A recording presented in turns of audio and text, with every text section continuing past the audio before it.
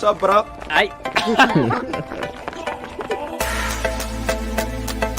There's not a rule that you have to use the 3 subs. He's the best left back. 1,000 to 1, now the odds they're giving us. A lot of them are in for a surprise. We've got a mighty team that no one else has seen. The stars of Canada are on the rise. But who can lay down odds on the hearts of 11 men? Oh Canada, our hearts are ringing true. We've won for you before and we'll win for you again. Oh Canada, we'll proudly play for you. Dale Mitchell has touches like no one else has got. In Mexico we'll show them how to play. And striker George Pecos has a rifle for a shot. And Tino Lantieri saves the day. Bobby Landerduzzi and Chris Wilson will be there. Their years of dedication have come through. Their courage and their pride with their teammates they have shared. Oh Canada, we'll share it now with you. But who can lay down odds on the hearts of 11 men? Oh Canada, our hearts are ringing true. We've won for you before and we'll win for you again. Oh Canada, we'll proudly play for you. To Mexico we go with an optimistic heart. There is nothing that we cannot do. Reagan, Gray, and Samuel, Bridge, and Sweeney are just parts of a mighty team that proudly plays for you. But who can lay down odds on the hearts of 11 men? Oh Canada, our hearts are ringing true. We've won for you before and we'll win for you again. Oh Canada, we'll proudly play for you. Hello, everybody, and welcome to the third sub live show presented by Macy Sports. I'm your co-host, Alexander Gungaruzik, joined as always by Samuel Rowan, and we're back. We're back after a bit of a hiatus, I suppose, if you can look at it that way. I mean, obviously, Canada versus Martinique was the opening game of the Gold Cup. We did not have a live show for that. Obviously, the European final overlapping didn't help our cause, but we're back. Canada versus Haiti. This is a big one. Canada has a chance to all but book their ticket to the knockout stages of the Gold Cup with the win. So it's going to be a big one. But Sam, how are you doing today as we got this big game lying ahead of us? It just feels nice to have Canada back in action again. We've really been spoiled for big Canada games this year, and I'm happy to dive into all that today with you. Yeah, absolutely. I mean, I think Haiti's probably tired of seeing some iteration of this Canada team, right? They've already were dealt a little bit of a blow earlier on this summer, and now they've got to face Canada again. And yes, Canada's missing a couple of their best players, but Haiti is missing a ton of players, not to mention what's gone on in the country just politically and socially over the last couple of weeks. It hasn't been a great week for those down in Haiti. So, hearts go out to them, and tough not to see a best on best lineup. That's obviously what you strive for, but the nature of this Gold Cup, that's just kind of what happens. So still looking forward to this match. We got some West Coast content. Lucas Cavallini getting a start. Max Crepeau in net again. So that's exciting. Alex, we talked about it pre-show, but you pretty much nailed the lineup despite some of the haters out there on Twitter voting against you. But let's just dive right into that, I guess. This is a Canadian men's national team show. So what are your thoughts on this lineup? I mean, as we see here, this is the lineup that they're going to be rocking with for today's clash with Haiti.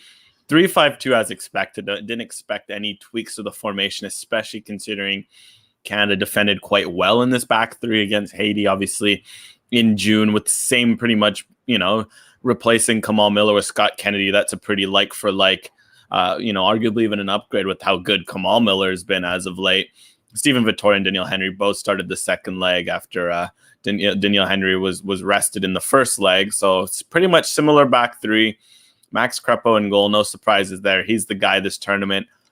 If Canada does book their ticket tonight, if the U.S. wins, say, or if there's a draw in the other game booking Canada's ticket, might we see Dane Sinclair in the next game? Possibly. But for now, until In terms of must-win games, barring something unforeseen, it's Max Crepeau's goal through the midfield. That Steven Eustáquio, Mark-Anthony Kaye, Jonathan Osorio midfield. Even with most of Canada's pieces, that has to be close to a first-choice midfield. In most cases, Eustáquio's been fantastic.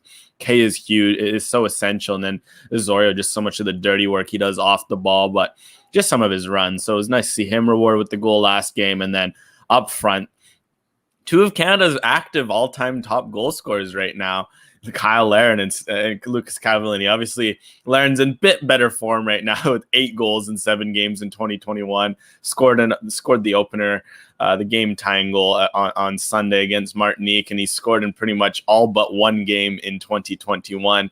And there's Lucas Cavallini, who himself hasn't been slouching. 5 goals and 1 assist. And I think it's 6 games for Canada this year is not bad at all from the Whitecaps man, who hasn't really found a similar form at his club. So it's going to be good to see them together. Cavallini obviously will press a little more, whereas Larin will find the pocket. So overall, just a solid 3-5-2 for John Herdman.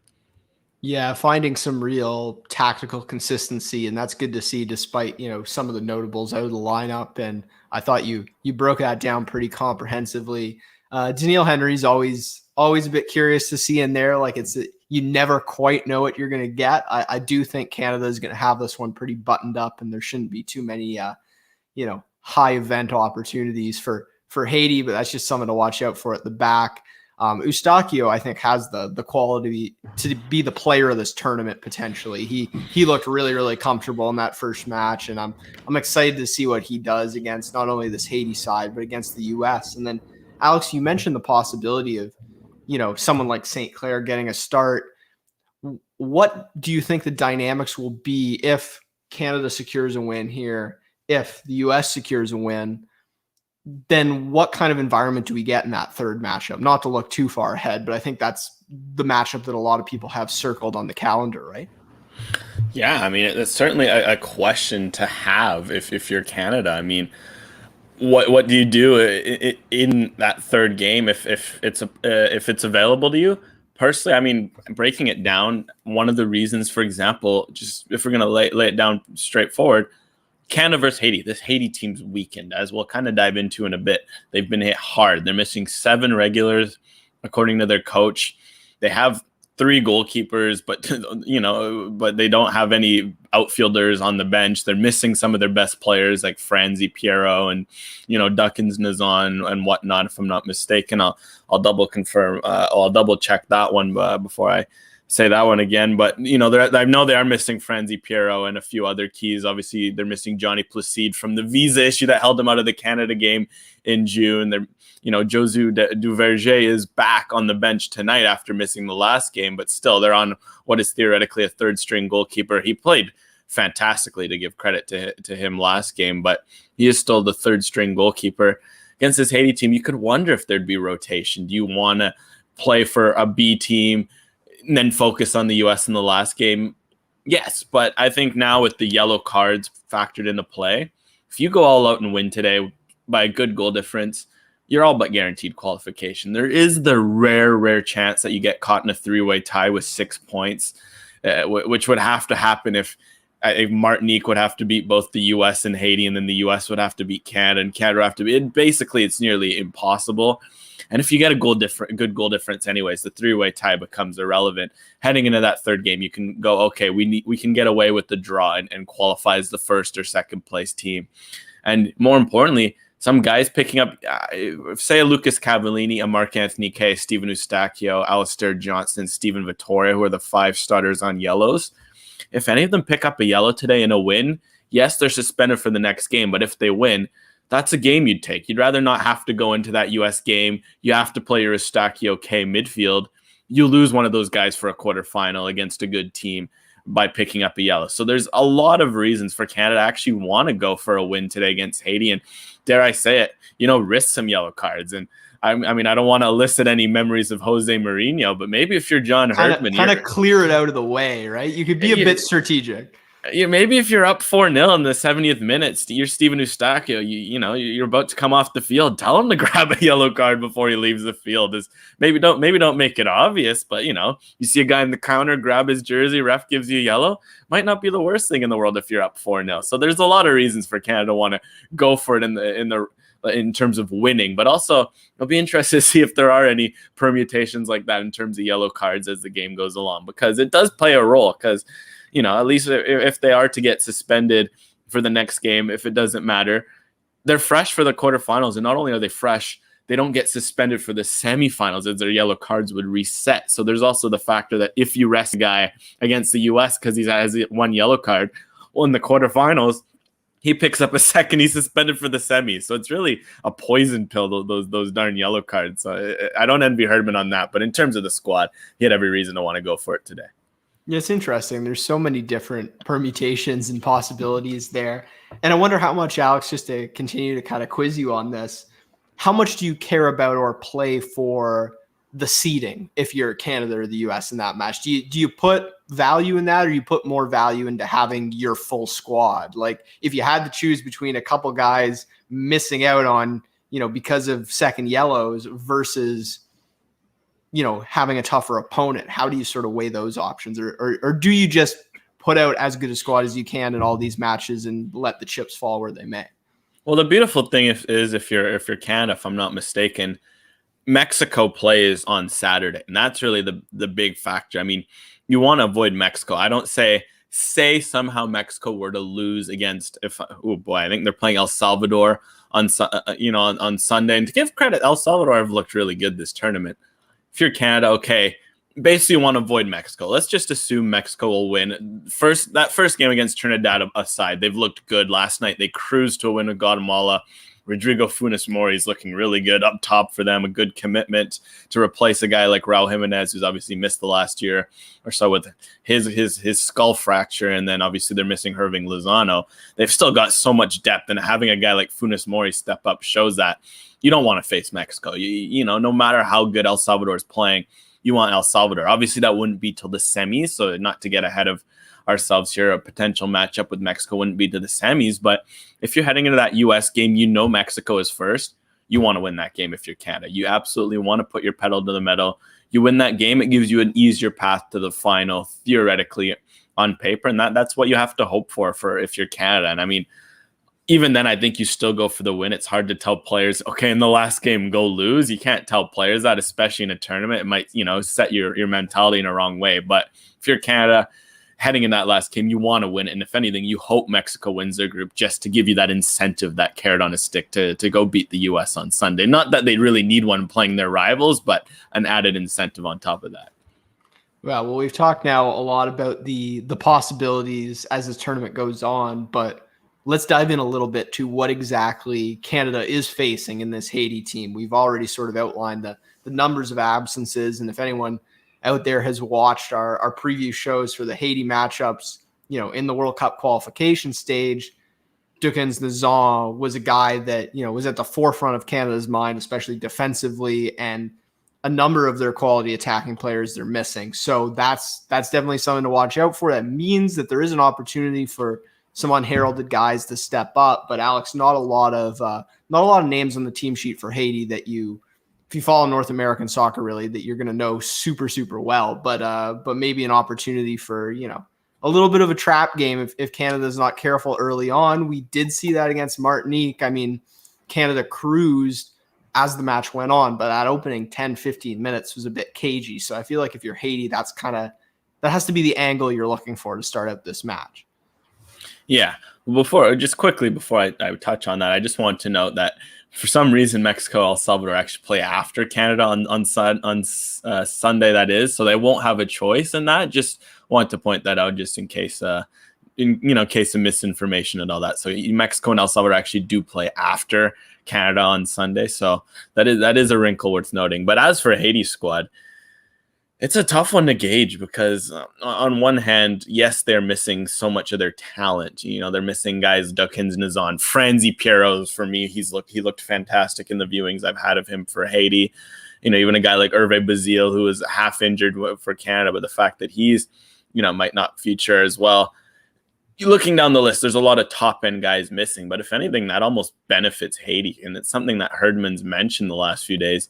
They're such a next man up team, really. Like you look at the way they play, they thrive when they're the next man up, when they're down a man, when they're, backs against the wall, missing players. And that's what makes them so dangerous. And I mean, we'll quickly put the Haiti lineup here. Obviously the screenshot quality isn't the best one there, so apologies for that. But if you can, I guess I don't see how big it is on the screen here, but just looking, you got former Whitecaps Academy goalkeeper Brian Silvestre in goal. Just looking at some of the names, it's really just Derek Etienne Jr. He's the star man. He's the one guy that stands out. The rest, it's not necessarily blessed with the sort of star power we're used to seeing from Haiti. In fact, one of the interesting names for me off the bench is Biku Basainth. He played at the Olympic qualifiers for Haiti.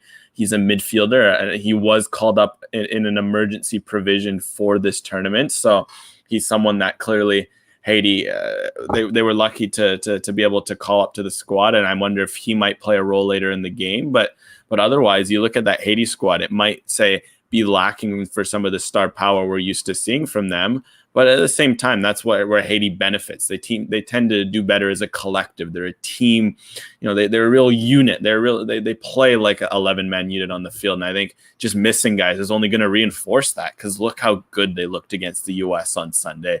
For how short man they were, I thought they were full value for nearly snatching a result off the U.S. Yeah, I mean, for those that didn't see it, other than a nice Sam Vines goal, really, Haiti did threaten with a number of chances. Yes, the possession was lopsided, but Haiti stuck to their structures, stuck to their tempo when they could, and definitely provided the U.S. some trouble. Now, I mean, you can make what you will of the strength of the U.S.'s squad, but there really hasn't been a ton. I think Haiti lost a few players even from that team, haven't they? Yeah, Since Nazan was I think Nazan picked up COVID from that game. If I'm not mistaken, there was 2 other players that joined. They had 5 originally. I think it's up to 7, but they got one back. I guess in Duverger must have been a false positive. But yeah, they did end up gaining some back, which it shows how precarious their situation's been. But nonetheless, I think there's a lot of focus on that Mexico Trinidad and Tobago match as a big upset and a big surprise, but I think the tight result between the U.S. and Haiti can't be understated as well. So Canada does have to be on their toes.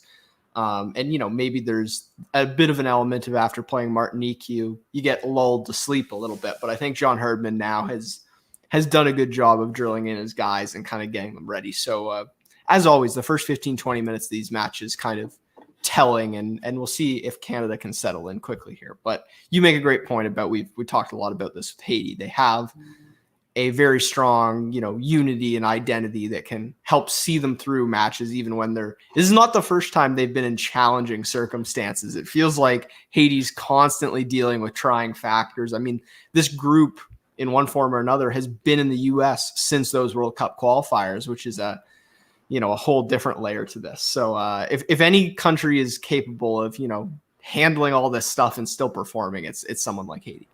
Well, let me pose you that question. Then if we're talking about motivation, is Haiti still in war with Canada heading into this game? Has their declaration of war been, there hasn't been anything like that, but do you think that might also play into motivating them, losing that game, the own goal, the humiliation suffered from that? Dare we say, do you think Haiti, from their perspective, might still be in war with Canada heading into this game? What's crazy is I haven't really thought about that whole fiasco much since the time it happened. But for those unfamiliar, that was due to sort of the challenge to get visas for the second leg of the World Cup qualifiers. And Haiti, the Haitian FA, who has a fractured relationship with their own players at times, put out this statement about how it was an act of war on behalf of Canada and how disillusioned they were with the whole thing. So, I mean, if you're an athlete, you make that bulletin board material, right? You try to use it as fuel. You try to take the underdog. You try to take the under fire mentality and use that as much as you can. I don't know how much. I don't know if the players are genuinely holding that up, but I think it's a nice way to sort of motivate yourself. Yeah, well, it was certainly I think the declaration of war would have been more evident in that actual game. And I mean, credit to Haiti. I think they played it quite well. All things considered, missing a few of their players. They weren't doing anything egregiously dirty, at least by CONCACAF standards. I wasn't sitting there thinking, okay, this is murder on a football pitch, which, to be fair, watching CONCACAF, I do get that feeling sometimes. So they did actually play a relatively clean game, despite those claims of war that they may or may not have, or created before the game. So I'm not expecting necessarily for them to play dirty. That's not really not their style, anyways. From Haiti, that's not how they roll. They're just a team that's gonna run at you. They're gonna frustrate you. They're gonna grind you down. They're not necessarily a dirty team. So, I mean, it'd be nice from their perspective if they come in fired up. Canada needs a good game like this to keep the gears going, especially for some of these newer players into this squad. I mean, thinking of a guy like Tajon Buchanan, who, again, he looked fired up on Sunday. I don't think getting him fired up is going to be an issue, but this will be good to give him one of those stiff tests that he hasn't gotten yet in his Canada career. Because, I mean, he made his debut back in June, and it was against Aruba. And then he did come on the bench or off the bench in the away leg against Haiti. So it wasn't as if and I also think he might have played in the second leg. So it's not as if these are his first big games, but this is his first time for him being a starter, being a star man for Canada. At least he's going to have that designation after how well he played on Sunday. This is a good chance for him to get used to the rigors of CONCACAF from a starting position, just to what's awaiting this Canadian team in the Octo. So for him and maybe a few others, this is going to be a good trial by fire for them to get used to what it's like playing in the beautiful mess of football that is known as CONCACAF. Well, what I would say about Buchanan is that, if he wasn't a point of emphasis for the opposition after the first match, he is going to be the point of emphasis for a team like Haiti heading into this one. Like, they have to look at that Martinique match and think, well, if we can shut him down, then we stand a chance in this match, because he was the creator of pretty much everything down that left-hand side, and, filled in pretty admirably in that Davies role. And it's not too dissimilar from how he's played at times with the Revs. So I think it's you just kind of hit the ground running there, and that's really good. Another guy I wanted to shout out, someone who didn't get any playing time against Martinique, but maybe there's an opportunity in one of these next two matches. Are we going to see Ayo Akinola on the pitch for Canada? Because that's something I'm definitely curious for off the bench. I'd love to. I mean, in my head, with no Jonathan David or Alphonso Davies, I'm thinking of this as the Tajon Buchanan and the Ayo Akinola breakout party. I mean, I put that out there before the tournament. So far, Tajon Buchanan replacing Alphonso Davies has sort of lived up to that prophecy. Now it's time to see Ayo Akinola. I mean, I don't blame him not starting this game. There are a multitude of factors. Heck, we have to remember, which was pointed out by Herdman yesterday, because obviously the question was asked, John, when are you going to play Ayo Akinola? He said, you have to remember that he actually stayed an extra game last week with Toronto to, obviously with them firing a coach, having no Josie Altidore. They needed a striker. They actually would have probably, I think they would have had no number 9 had Akinola gone, because guys like Achara is still recovering from his knee injury, no Altidore. So obviously there was a request there. He stayed. So he came into training a few days late.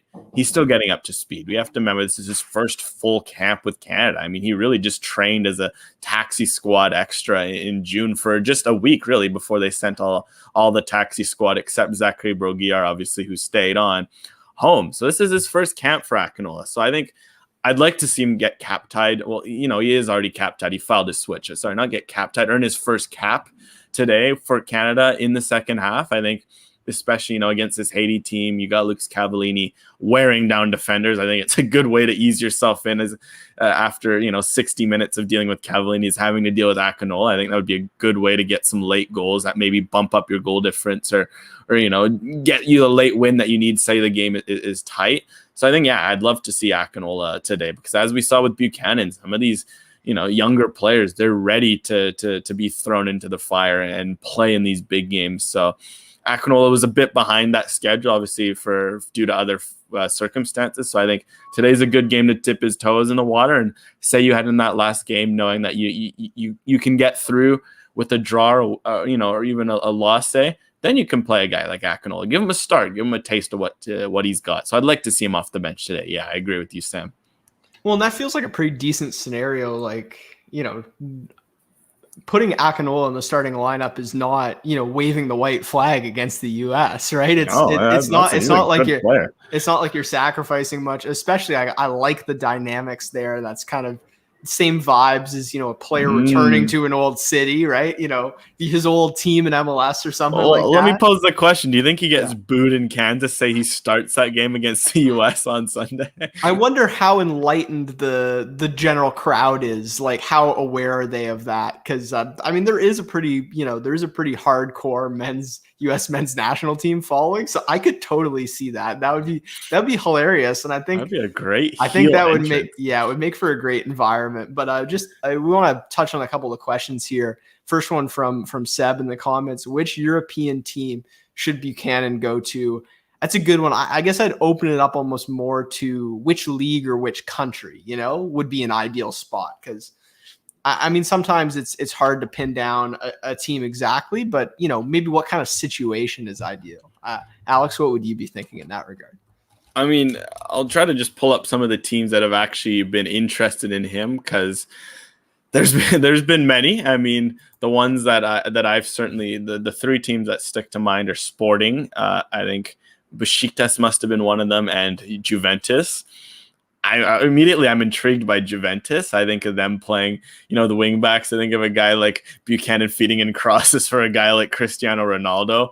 Obviously, there's a question of having to break through against a big, into a big team like Juventus. For every Alphonso Davies breakthrough, you might have another guy, who gets buried in the system for years and ends up going nowhere. So it's really, it's a risk going there. So I'd like to see him maybe go to a Sporting, for example, in Portugal, a good league.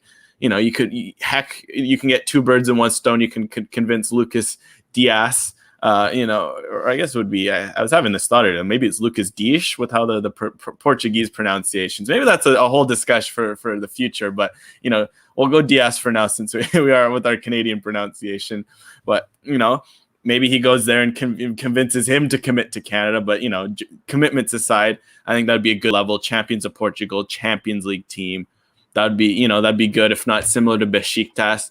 But if not, I think maybe it might be best for him to head to a top 5 league, similar to some of what these Americans are doing, like maybe to, say, a smaller Italian league team or a smaller German team. I think German would be really nice for his development, because he's got that speed, he's got that technique. But if he can really reform himself tactically, he could be a dangerous fit. So I think I'll stick with Sporting. I really like that, because it's kind of that reminds you of a bottom half top 5 team, but it also gives you the Champions League. It gives you big exposure. Sporting's a massive club. Like we can't forget that. So I'll say Sporting, but if the Juventus one is really legit and they can offer him playing time, I would love to see him do some damage there.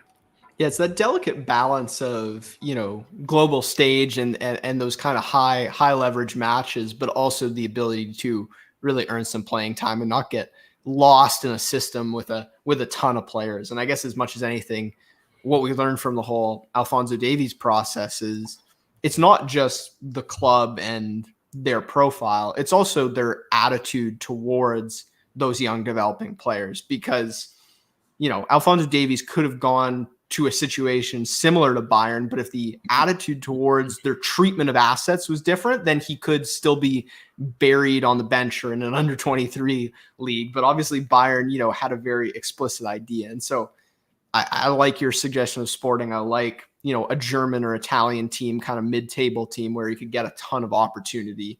It's just, they need to go to an ecosystem where they've got the right kind of mentality in mind. And I think that's kind of the Davies lesson that hopefully these other young Canadians they're taking a look at that and they're making sure they get themselves in a similar opportunity.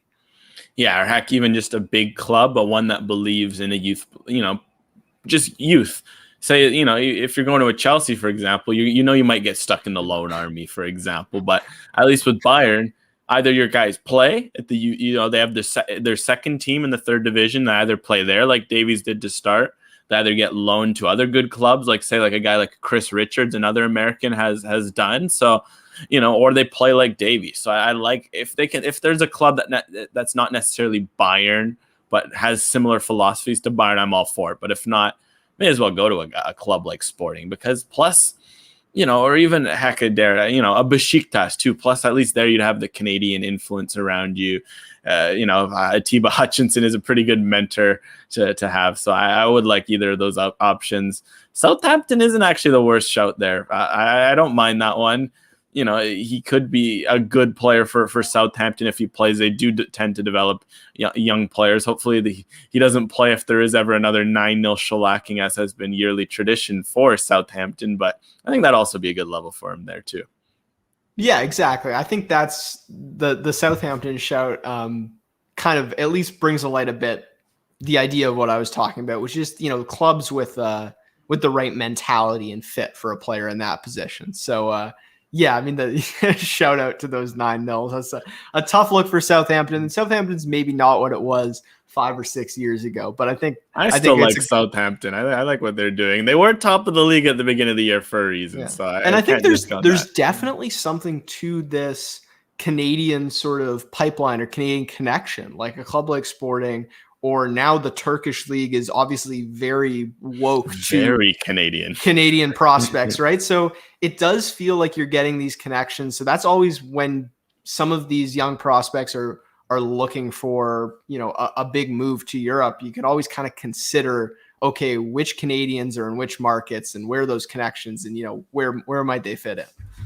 Yeah, no, it's certainly a question to ponder Buchanan's future, because make no mistake, he has a bright future ahead of him. But kind of gets moving on. Just you're rolling down the list. Obviously, the question there about Christian Gutierrez, it's a pretty funny one. Obviously, for those unfamiliar, Christian Gutierrez, Whitecaps left back, named to the Gold Cup roster, officially on the roster. Not in the squad today. Not going to be in the squad for any of the games, as he's remaining with the Whitecaps. Really just being on the squad in case of a break glass, in case of a COVID outbreak, knock on wood, or an injury or something along those lines. But it's a good question. I mean, if Canada, theoretically, if Canada were to go to a final or semifinal, surely they'd call him up for that, right? Like, surely at least have him on the bench if they make a semifinal or final, right? Am I off my rocker for even suggesting something like that, Sam? No, I think that's fair. Yeah, I mean, hopefully I'm sure the Vancouver Whitecaps are holding their breath and really hoping that they don't have to send Goody off to Canada, because that position is pretty thin right now. Also, just looking at one of Seb's questions, the one about Tanner Tessman, it's a weird one because he just didn't. There was something going on in Dallas, and he's only played like 450 minutes so far this year. Just didn't really, and for a Dallas team that's been struggling, I'm surprised he didn't get some more opportunities. So yeah, it does seem a little high, but it's one of those ones where I feel like the reputation kind of precedes the performances at the moment. So that's why you're paying such a high toll for a player like that, and just 19 years old. So there's a lot of kind of, buying for the future potential there. I'm just scrolling through on Twitter here. It's worth noting that of that list that was shown, or the squad list with 5 subs, it's actually wrong. There's apparently only 3 subs, because Duverger is listed on the squad, but apparently he still actually does have COVID. And also the other player on that list would be Lafrance, the midfielder. So I guess we'll get confirmation during the broadcast. Keep an eye out for that. Looks like Haiti has 3 players on the bench, 2 of them being outfielders. If you're Canada, I mean, you have to put the pedal to the metal. I think starting a guy like Lucas Cavallini, that's probably part of the reason why he's on the field, just to absolutely drive the Haitian defenders into the ground. If you're Canada, you're looking at that bench. You bring on Richie Larea, Io Akinola, Theo Corbeau. This one's going to get to see getting used to.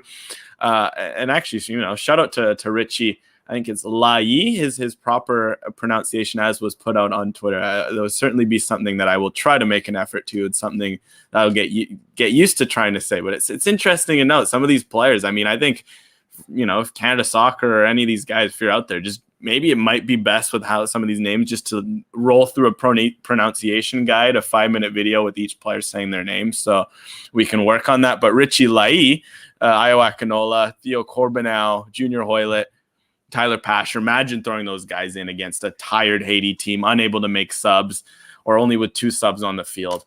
that has to be, taken care of. But I mean, on a similar note, CONCACAF and lineups, is there a more unreliable source of information right now? I mean, Sam, I don't know if you caught that snafu yesterday between El Salvador and I guess they would have been playing Trinidad and Tobago. But oh my goodness. I mean, Trinidad and Tobago, they suffer a concussion in the first half. They sub the player off. And then, under the concussion protocol rules, they used a concussion sub, right? Everything's fine. Pardon me. They use their sub as normal. It counts as an extra sub. The other team is allowed to actually use another sub if one of the team uses a concussion sub. El Salvador makes a 6 sub in the game. That 6 sub scores. The only problem about all this is CONCACAF didn't actually list that they were part of this concussion subs trial. They don't have it in their rule book. They didn't have it anywhere. So half the people were watching were like, wait, they're allowed to make a 6 sub, the 6 sub score. There was all sorts of confusion. CONCACAF didn't even release a statement saying anything, but it took some reporting from Nico Cantor of CBS Sports who checked in and confirmed that CONCACAF sent out an internal memo to squads saying that concussion subs are indeed, in effect for this tournament. I mean, so in terms of the Haiti lineup, until I see things with my own eyes, I'll believe it. That's all that to say. But I mean, boy, this CONCACAF never fails to entertain, does it? Yeah, CONCACAF continues to play it fast and loose with some of those rulings. It's just kind of like, oh, we're just going to do it live and we'll figure it out later. We'll clean up the pieces. Like maybe we should tell someone that we're, trialing concussion subs like some other leagues. You have to think there's at least one comms or PR person in the building that can convey that message, but apparently not. I'm not really sure what's going on there. It's kind of like a Devin Booker situation last night where he had about 7 fouls and stayed in the game because they just refused to call something to get him to foul out. So as CONCACAF doing their best to, but that's kind of the point, is I think that no matter what sport you look at, you could talk about NHL officiating in the playoffs. This is something that happens. It does seem to happen a little bit more often in CONCACAF. And I think it's like the yellow card snafu from the first game. The fact that there was 6 yellow cards for Canada in an opening game of a tournament where 2 cards gets you suspended. It was, then to answer Seb's question, I don't think it's close, really. I think it's CONCACAF by a country mile. I mean, CONMEBOL is certainly quite the confederation, and they do fail to, they never failed to amaze me. But my view of CONCACAF is always that it's like if you took UEFA, you took CAF, you took CONMEBOL, you took Asia, and you put all 4 of those together, I think you get CONCACAF. So you get some of those, the upper echelon, the US, Canada kind of reminds you of UEFA. You got, your Central American teams kind of remind you of CONMEBOL. You got a few teams with a bit of CAF in them. The island nature of Asia. I think CONCACAF takes the cake by a country mile, if I had to be completely honest with you. But I mean, we're nearing the end of our show already. This has rolled through quite quickly. As always, it's always a pleasure to dive into the third sub pregame show presented by Macy Sports. But I mean, Sam, should we dare do our previews? I mean, our predictions. I mean, we were riding high after June. I think in June we must have got all of them right. I think in almost every game we predicted Canada wins. Alone 2 games I can remember would have been Suriname. Someone predicted a draw, and then Haiti's first leg. Some people also predicted a draw, but we've been in good form. Canada. It helps that they've been winning most games. Obviously, we didn't predict Martinique, but I'll put it out there that I think I would have said 4 or 5-0 for Canada. So they won. Yeah, I don't think either of us were picking a draw or a loss for that one. So yes, our reputation's somewhat safe. So I guess we'll throw it to you first. Canada versus Haiti, short man Haiti, strong Canada lineup. Predictions for Canada versus Haiti. Yeah, I felt like we were relatively on top of the 2-legged affair, as you said. This is obviously a different dynamic because it's neutral site, although, I mean, Canada's home matches were essentially neutral site. I wonder what the support will be like in the building for this one. Like, will Haitian fans show out? Will there be some Canadian? I don't even know how many people are going to be in the stands. Like what that scenario is going to be like. So, I don't know. You have something to add there, Alex? Well, I'm just usually what's been happening is, like, for example, Canada plays all the early games, so the U.S. plays Martinique after. I'm pretty sure in the same venue, if I'm not mistaken. Yeah, they do it pretty much as soon as Canada versus Haiti ends. You got all in Children Mercy's Park. I wonder what the pro-US crowd's going to do, because obviously a lot of fans will show up early, and as we've seen in past games, they always cheer for the underdog. This goes back to Gold Cup 6, 7, 8 years ago for the early games. They always cheer for the underdogs. So I think they'll be going for Haiti, especially the underman Haitian side. So yeah, that's something to watch out for. I do think, though, is it going to matter at the end of the day? No. This Canada team's still about, similar strength to what we saw in the World Cup qualifiers. Okay, they're missing a couple players, but this Haiti team's been decimated. And despite all the praise we heaped on them for their system and their ability to persevere, I think it's going to be a lot to overcome. So I'm going to go with the question I'm having is, does Haiti bag a goal? And I'm going to say yes, because I kind of want to see it happen. But I'm going to go 3-1 for Canada in this one. So similar. They won't be as dominant as they were against Martinique, but I think Canada maybe grabs a couple early. Haiti gets one back in the second half, and then Canada is able to, add one through a sub. Maybe Ayo Akinola gets his first goal in his first cap for Canada. That would be great to see. 3-1. We got 7 in the comments saying 5-1. I'm going to go with 4-0. I don't think Canada's going to concede. I think they're going to get back to clean sheet ways as they have under the 3-5-2. It took a freak goal to score that, and with no, you think about that freak goal and then like a Borjan error before. Those are the 2 goals they've conceded for a very, very long time. In 2021, those are the only 2 goals they've conceded in 7 games now, and it's taken 2 freak errors. But the Borjan error was just something else. We won't even. But even the Martinique error, it took Martinique's best player who's playing in Serie A to barely get that one through. So with no Pierrot, no Duckins Nazan, no Hervé Bazile, I'm confident in the 0. Canada can hold off this Haitian attack. Whatever it is, comments that preceded unfortunate events. I'm ready for that to completely blow up on my face. But I certainly think this Canada team, especially with they've reinforced by adding another center back, in Daniel Henry, who's, shout out to him. We talked about him being a bit of a wild card at the end of the show or beginning of the show. I thought he was fantastic in June, and he's really matured as a player and he's starting to look more and more like a refined player, even though he's good for one 2-footed lunge that gives everyone a heart attack every game. So I think, 4-0, there's going to be 4 goals. I don't know who they're going to come from. I think Larin, he's almost a guarantee to bag one. I feel like if I was a gambling man, I'd probably drop a $5 on Larin bagging one. If not, Cavallini maybe adding. There's always a surprise face, so we'll go for someone like Vittori off a corner, and then always a second half sub. There always seems to be a second half sub, so we'll go with someone like Larea, really random, or Akinola. I like your Akinola pick. I'll ride that Akinola pick for the 4-0. But dude, we got 2 minutes to go here. Do we dare endeavor a wacky prediction? We haven't done one of these in a while. I think if I'm not mistaken, my wacky prediction, the last one was from the Haiti game where I said Alistair Johnston was going to score a goal. That didn't age too well, but he did have a good game from what I remembered. But do we dare endeavor a wacky prediction for tonight's game with Haiti? Sure. I guess I've got one. I don't know how wacky this is, but we'll see. Max Crepeau's distribution directly leads to a Canada goal. That's my prediction. Oh, I thought you were going to say to a Haiti goal. We're going positive end. We're going. Max does have it in the locker at times, so I want to see him unlock the counter attack and catch maybe one of those less experienced Haitian defenders lacking, and see if Canada can capitalize. Actually, I didn't. Okay, that's an interesting one. Hopping off that, I didn't predict him to score originally. I'll make this one for a whack prediction. Lucas Cavallini scores a goal.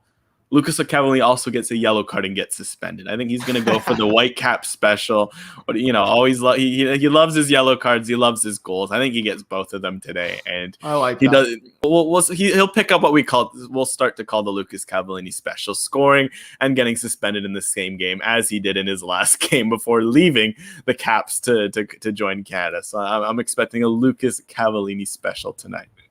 Yeah, and then let's end this off on Seb's question here. So there were 6 players who picked up yellows in the first match, correct?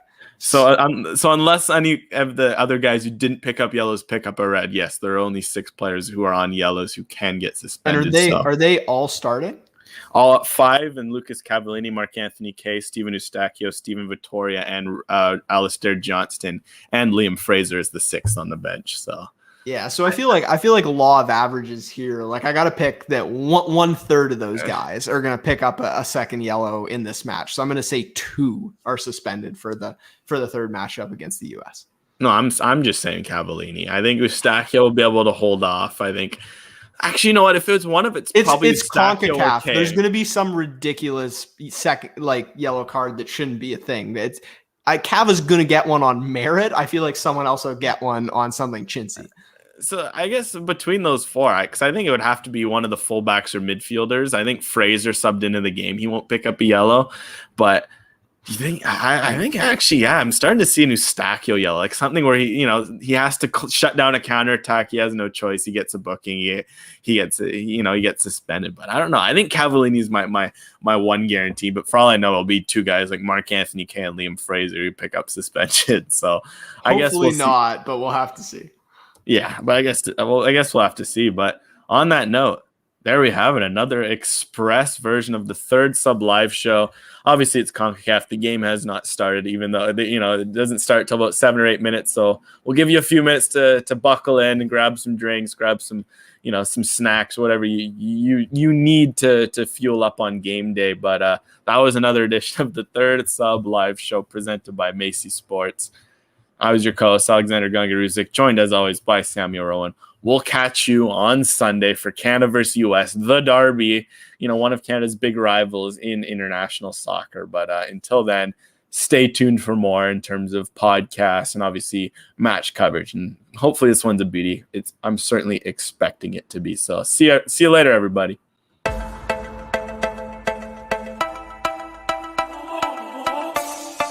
What's up, bro?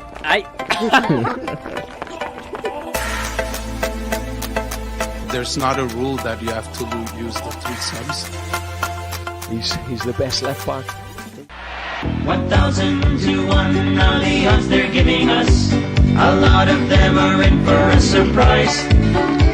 We've got a mighty team that no one else has seen. The stars of Canada are on the rise.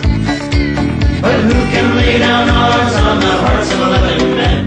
Oh Canada, our hearts are ringing true. We've won for you before and we'll win for you again. Oh Canada, we'll proudly play for you. Dale Mitchell has touches like no one else has got. In Mexico we'll show them how to play. And striker George Pecos has a rifle for a shot. And Tino Lantieri saves the day. Bobby Lenarduzzi and Chris Wilson will be there. Their years of dedication have come through. Their courage and their pride with their teammates they have shared. Oh Canada will share it now with you. But who can lay down odds on the hearts of 11 men? Oh Canada, our hearts are ringing true. We've won for you before and we'll win for you again. Oh Canada, we'll proudly play for you. To Mexico we go with an optimistic heart. There is nothing that we cannot do. Reagan Gray and Samuel Bridge and Sweeney are just parts of a mighty team that proudly plays for you.